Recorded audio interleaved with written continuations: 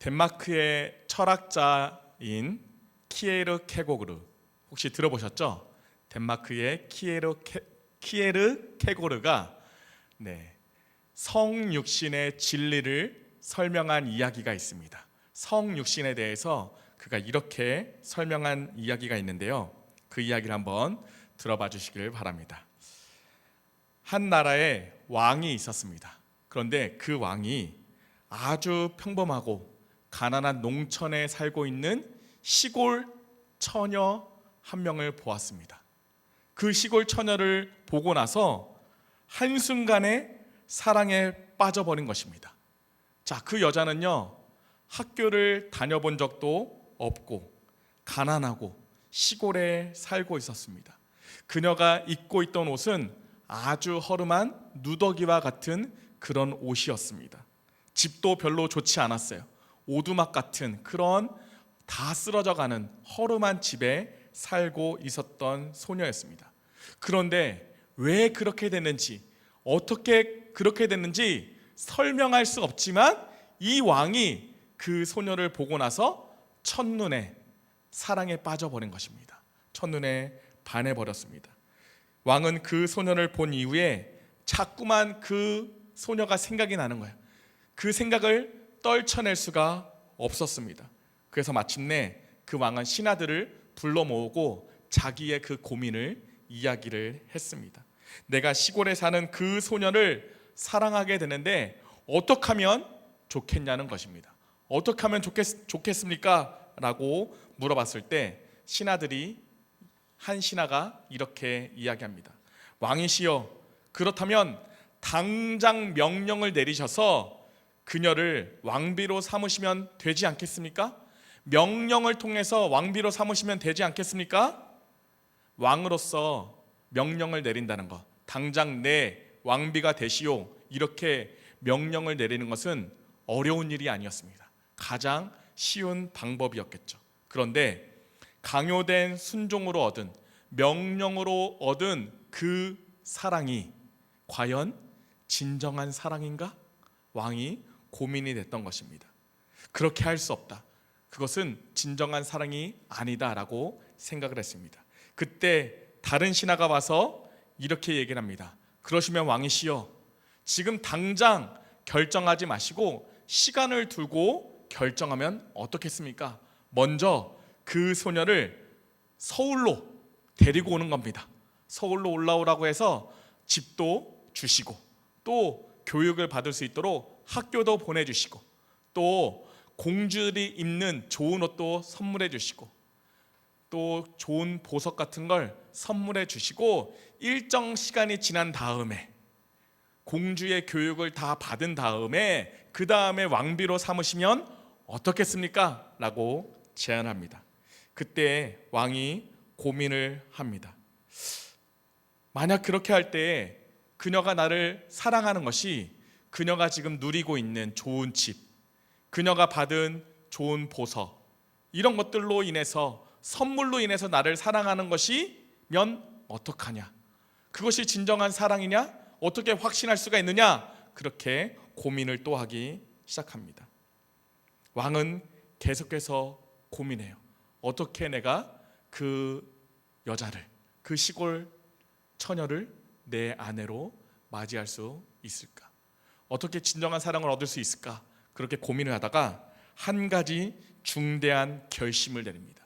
그것이 뭐냐면 내가 일정한 시간 동안, 일정 기간 동안 이 왕의 지위를 내려놓겠다는 겁니다.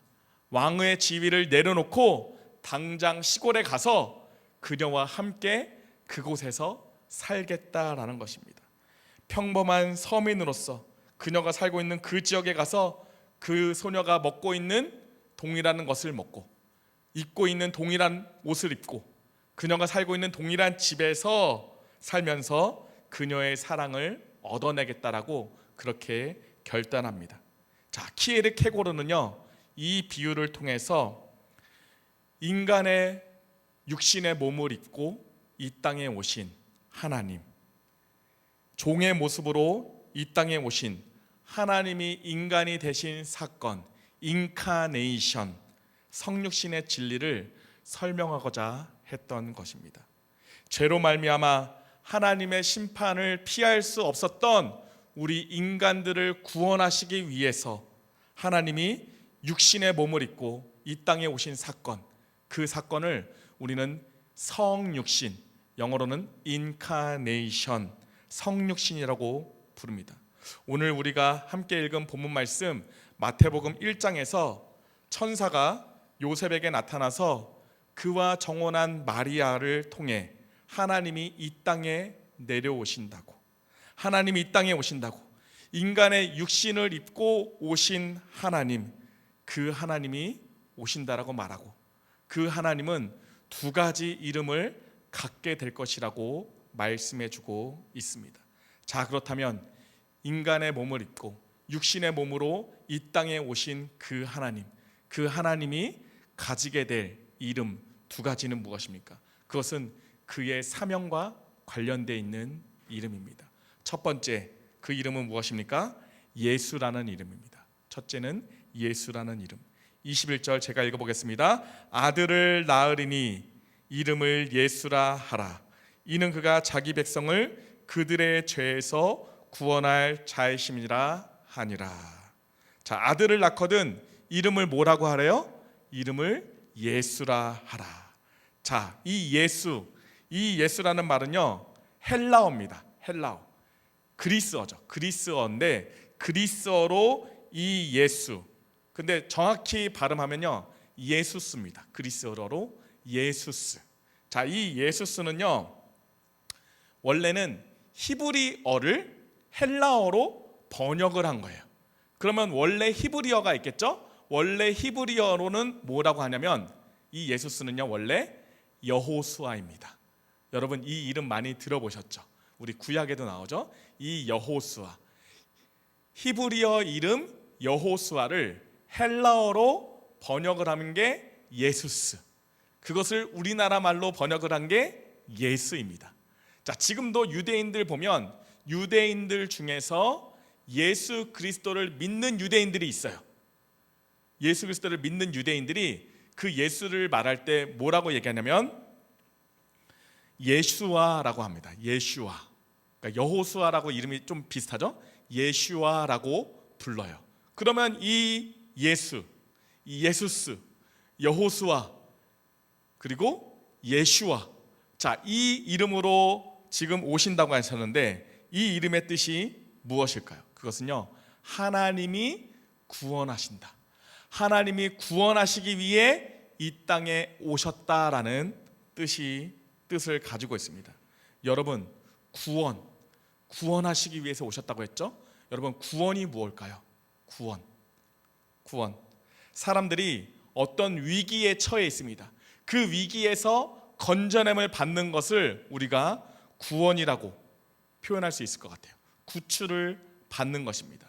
그러나 오늘 본문에서 천사가 마리아를 통해서 이 땅에 태어나게 될, 이 땅에 오실 바로 그분, 구원의 주님, 그분이 구원하시기 위해서 이 땅에 오신다고 했을 때에 그 구원은 우리가 일반적으로 사용하는 그 구원과는 다른 구원입니다. 특별한 구원입니다. 아주 구별되는, 아주 특별한 의미를 가지고 있어요. 이것은 일시적인 어떤 위기에서 구원을 받는, 구출을 받는 것을 넘어서서 이것은 아주 본질적이고 인간 존재의 아주 특별한, 인간 존재의 구원을 나타내는 그런 단어라는 것이죠. 자, 오늘 본문 말씀을 다시 읽어보면요 천사가 이렇게 메시지를 전합니다. 아들을 낳으리니 이름을 예수라 하라. 이는 그가 자기 백성을 그들의 어디에서 구원한다고요? 그들의 죄에서 구원한다. 죄에서 구원한다. 우리가요 성경적인 구원의 의미를 알기 위해서는요 그 구원이 어디로부터, 그 구원이 무엇으로부터 구원인지를 우리가 잘 알아야 합니다. 성경은 분명히 말씀하고 있어요. 어디에서 구원이라고요? 죄로부터 구원이다.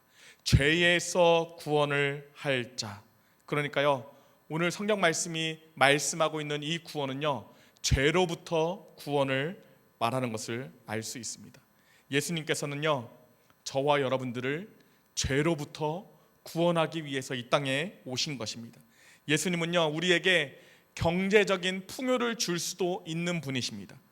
예수님은요, 우리가 받고 있는 그 억압으로부터 우리를 해방시켜 줄 수 있는 분이십니다. 그런데 그것을 다 할 수 있지만 그가 오신 그 본질적인 의미, 그가 오셔서 우리에게 구원해 주시고자 하고 싶은 그 구원은 바로 죄로부터의 구원이라는 것입니다. 우리는요, 예수님의 십자가의 사건을 그의 삶의 절정이라고 말합니다. 자, 십자가에서 예수님께서 죽으신 것, 그것을 우리는 뭐라고 표현하죠? 대속의 죽음이다, 속죄의 죽음이다라고 말합니다. 대속의 죽음. 마가복음 10장 45절에서 그가 왜 이 땅에 오셨고 그가 왜 십자가를 지셨는지에 대해서 설명해 주고 있는데 한번 읽어보겠습니다. 인자가 온 것은 섬김을 받으려 함이 아니라 도리어 섬기려 하고 자기 목숨을 많은 사람의 대속물로 주려 함이니라. 자, 여기서 대속물이라는 단어, 대속물로 주려 함이니라. 예수님께서 이 땅에 오시고 그리고 마지막 십자가에서 자신의 생명을 내어 주신 것, 그것은 대속의 제물이었다는 것입니다. 우리의 죄의 값을 우리가 받아야 되거든요. 우리가 받아야 될 그 형벌을 우리 예수님께서 대신 짊어지시고 속죄의 제물로 십자가에서 자신의 생명을 내어 주셨다는 것입니다.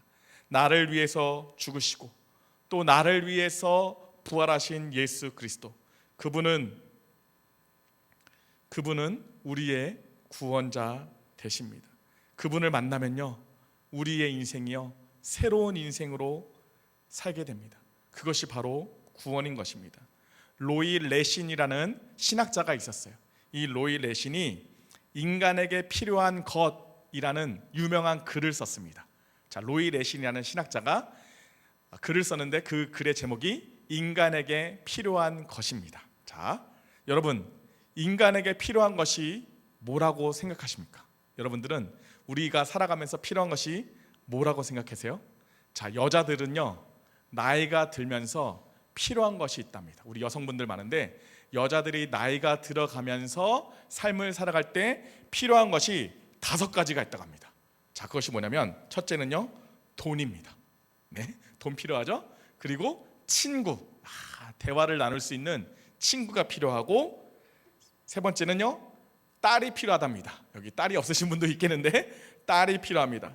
그리고 여행이 필요하고요, 또 중요한 거, 사우나가 필요하답니다. 자, 여성분들이 나이가 들어가면서 필요한 거, 돈, 그리고 친구, 딸, 여행, 사우나, 이런 것들이 필요하대요. 자, 남자들도요, 나이가 들어가면서 필요한 것이 있답니다. 남자들이 필요한 것, 자, 5가지예요. 남자들이 필요한 것 5가지인데 첫째는요, 부인, 그리고 둘째는 아내, 마누라, 와이프, 애들 엄마. 네, 이게 필요하다고 합니다. 남자들은 나이가 들면서 부인이 필요하고 아내가 필요하고 마누라, 와이프, 애들 엄마가 필요하다고 합니다. 자, 여러분들, 인간이 필요한 것이 뭘까요? 인간에게 정말 필요한 것, 로이 내시는 이렇게 말했습니다. 자, 인간에게 가장 필요한 것이 만약에 지식이었다면 하나님께서는 세상을 이처럼 사랑하사 교육과를 보내셨을 것입니다. 인간에게 가장 필요한 것이 건강이었다면 하나님은 세상을 이처럼 사랑하사 의사를 우리에게 보내셨을 것입니다. 인간에게 가장 필요한 것이 돈과 재물이었다면 하나님은 세상을 이처럼 사랑하사 사업가를 우리에게 보내셨을 것입니다.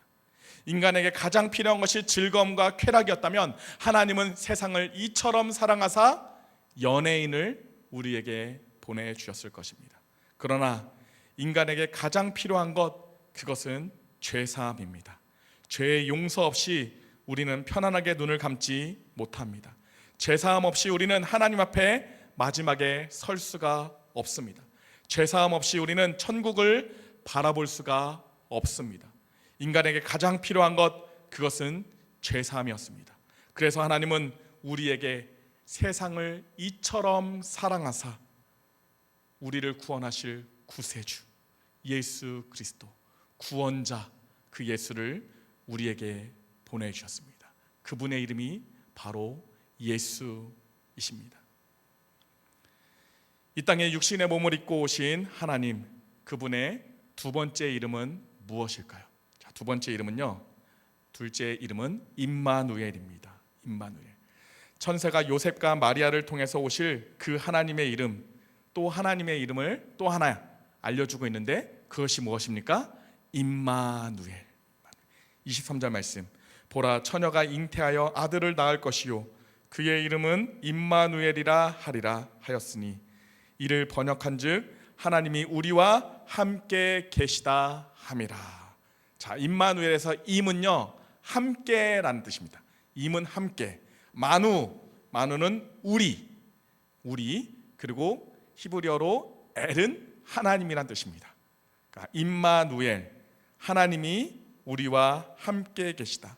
우리와 함께 계신 하나님, 그것이 임마누엘입니다. 하나님은요 우리를요 죄에서 건져내 주셨습니다. 우리를 구원해 주셨습니다. 그런데 하나님은 우리를 구원해 내신 것만으로 만족하지 않으시고 이제는 우리와 어떻게 하시는 거예요? 우리와 함께 하시기를 원하신다는 것입니다. 우리를 죄에서 건져낸 상태에서 그냥 그 자리에 내버려 두시는 것이 아니라, 구원받았네, 구원받고 내버려 두시는 것이 아니라 그는 우리를 건져낸 다음에 우리와 함께하고 싶으셨습니다. 그리고 우리의 생애의 마지막 순간까지 우리와 함께 하십니다. 나와 함께 하십니다. 나를 둘러싸고 있는 삶의 정황이, 인생의 정황이 어떻든지 간에 하나님은 나와 함께 동행하시는 분이십니다. 그래서요 메시아의 또 다른 역할, 그것은 무엇입니까? 첫 번째 역할은 구원이었고요, 두 번째 역할은요 동행입니다. 우리와 동행해 주시는 거예요. 구원한 사람이 그의 삶을 다 하도록, 그의 삶을 잘 구원받은 사람으로 잘 살아갈 수 있도록 함께하기 위해서 이 땅에 오신 예수님, 그 이름이 바로 임마누엘. 처녀가 잉태하여 아들을 낳을 것이요 그의 이름은 임마누엘이라 하리라. 자, 이 말씀은요 원래는 예전에 구약 성경에 먼저 나온 말씀입니다. 구약 성경 어디에 나오죠? 바로 이사야 7장에 나와요. 자, 이사야 7장의 배경을 살펴보면요, 이사야 7장 그 시대에 그 남유다 왕이었죠. 남유다 왕국이었는데 남유다 왕국의 왕이 누구였냐면 아하스라는 왕이었습니다. 아하스. 자, 이 아하스가 남유다를 다스리고 있을 때 무슨 일이 있었냐면 저쪽 북쪽 메소포타미아 지역에 아수르라고 하는 대제국, 정말 강력한 대제국이 막 일어나고 있었어요. 그 제국이요 그 옆나라들을 막 쳐들어가서 옆나라를 점령하고 식민지 삼고 막 대제국으로 힘을 막 떨치고 있었던 그때 남유다는 아하스가 다스리고 있었어요. 자, 위에서는 엄청나게 큰 나라가 지금 커지고 있습니다. 그랬더니요 남유다 주변에 있었던 나라들이, 조그마한 나라들, 작은 나라들이요 생각을 합니다. 야, 지금 아수리가 너무 커서 우리나라도 쳐들어오겠네. 그런데 내 힘만으로는 도저히 저 큰 나라 아수르를 대적할 수 없는 거예요. 그래서 우리의 힘만으로는 되지 않는다. 우리 작은 나라들이 뭘 해야 돼요? 힘을 합쳐야 돼. 동맹을 맺어야 돼. 연합을 맺어서 함께 아수르를 막자라고 그렇게 생각을 합니다. 그래서요 북이스라엘, 남유다 위에 있는 북이스라엘의 베가라는 왕하고 아람이란 나라, 지금 시리아죠, 아람이란 나라의 르신 왕이 먼저 만나서 우리 연합하자, 우리 아수르의 대상에서 우리 연합군을 만들자라고 해서 연합군을 만들었습니다. 그런데 생각해 보니까 북이스라엘하고 시리아, 그 아람 둘이 합쳤는데도 여전히 힘이 부족한 것 같아요. 그럼 어떻게 됐습니까? 우리 남쪽에 있는 남유다까지 우리 같이 힘을 합치자. 그래서 편지를 보냅니다. 남유다 왕 아하스여, 우리가 지금 아수르에 대항하기 위해서 북이스라엘과 아람이 지금 연합했습니다. 당신도 우리 연합에 들어오시오 라고 했더니 아하스가 어떻게 했습니까? 나 싫은데? 이렇게 한 겁니다. 싫다고 합니다. 그 연합에 함께하지 않다고 합니다. 자, 거절을 했어요. 그랬더니요, 북이스라엘의 이 베가 왕하고 아람의 르신 왕이 화가 났습니다. 열받았습니다. 야, 아수르고 뭐고 일단 말 안 듣는 저 남유다 왕 아하스부터 쳐부시고 그 다음에 우리 말을 잘 들을 다른 왕을 세우자라고 해서 북이스라엘하고 아람이 먼저 힘을 합쳐가지고 군대를 이끌고 남유다를 쳐들어오고 있는 그런 상황입니다. 자, 이해가 되시죠? 지금 북이스라엘과 아람이 힘을 합쳐서 지금 쳐들어오고 있습니다. 자, 이때 쳐들어온다는 얘기를 듣고 유대 사람들하고요, 남유다 왕 아하스가요 벌벌벌벌 떱니다. 거절할 때는 언제고, 호기롭게 거절할 때는 언제고, 지금 진짜 군사를 이끌어서 쳐들어오니까 벌벌벌벌 떨어요. 도저히 자기의 상대가 되지 않습니다. 그래서 어떡합니까? 벌벌벌벌 떨고 있는 거예요. 그래서 이사야 7장 2절에 보니까요, 숲이 바람에 흔들림 같이 흔들렸도다. 막 사시나무 떨듯이 막 떨고 있는 그런 때입니다. 그때 하나님의 선지자인 이사야가 아하스를 찾아가요. 아하스를 찾아가서 이렇게 하나님의 메시지를 전하는 겁니다. 이사야 7장 4절. 그에게 이르기를 너는 삼가며 조용하라. 르신과 아람과 르말리아의 아들의 심히 노할지라도 이들은 연기나는 두 부직갱이 구루터기에 불과하니 두려워하지 말며 낙심하지 말라.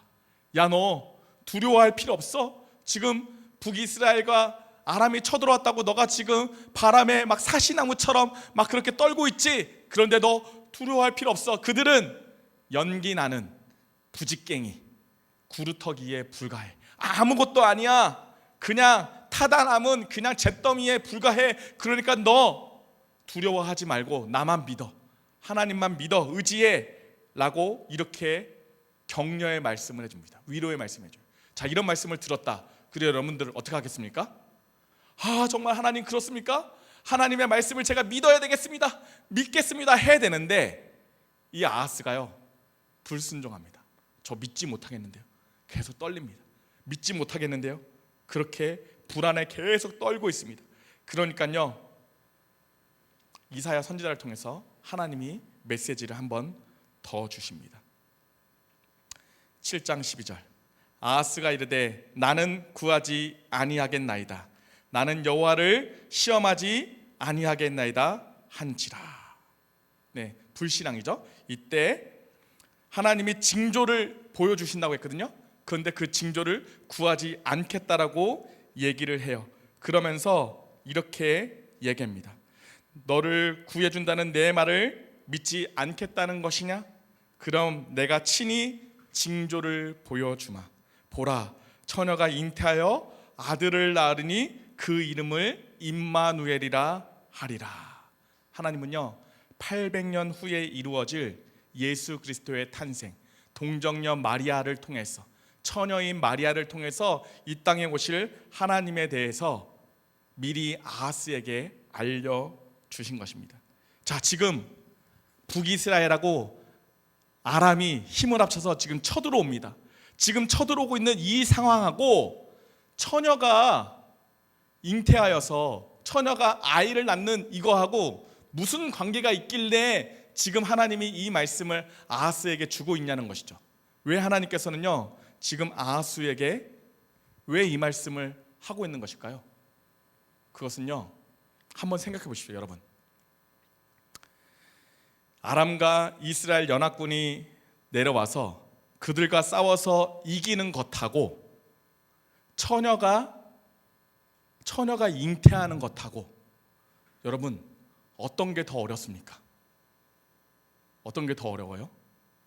싸움은요 우리가 쪽수가 몰려도요 적의 숫자가 더 많아도 우리가 훌륭한 장군이 있으면 전술전략을 잘 짜가지고 어떻게 하면 우연으로 아니면 뭐 거절이 이상한 우연으로 이길 수도 있어요. 맞죠? 잘하면 이길 수도 있어요. 전략을 잘 세우고 잘 싸우면 이길 수도 있어. 불가능하지가 않습니다. 그런데 처녀가 잉태한다는 것, 이것은 어떤 일이에요? 불가능한 일이에요. 불가능한 일. 이거는 세상을 창조하는 것과 또 같은 그런 어려운 일이라는 것입니다. 자, 둘 중에 뭐가 더 어렵습니까? 싸움에서 이기는 것이 어렵습니까? 처녀가 잉태하는 것이 어렵습니까? 처녀가 잉태하는 것이 훨씬 더 어려운 것입니다. 하나님은요, 두려움에 떨고 있는 아하스에게 처녀가 잉태하여 아들을 갖게 되는 초자연적인 능력으로 지금 쳐들어오고 있는 연합군으로부터 너를 지켜줄 것이다.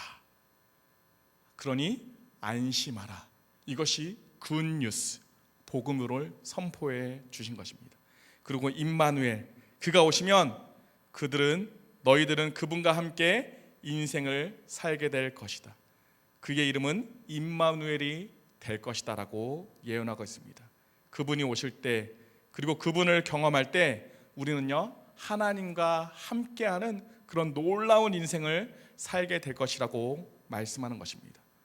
물론 우리가 주의 백성이 됐을 때에 우리가 우리가 항상 하나님을 자각하면서 하나님이 정말 내 옆에 계시는구나, 이것을 느끼면서 살아가지 못할 때가 있어요. 느끼지 못할 때가 있어요. 그러나 우리가 느끼지 못할 뿐이지 하나님께서는 지금도 계속해서 우리와 함께 하시기를 원하시는 분이라는 것이죠.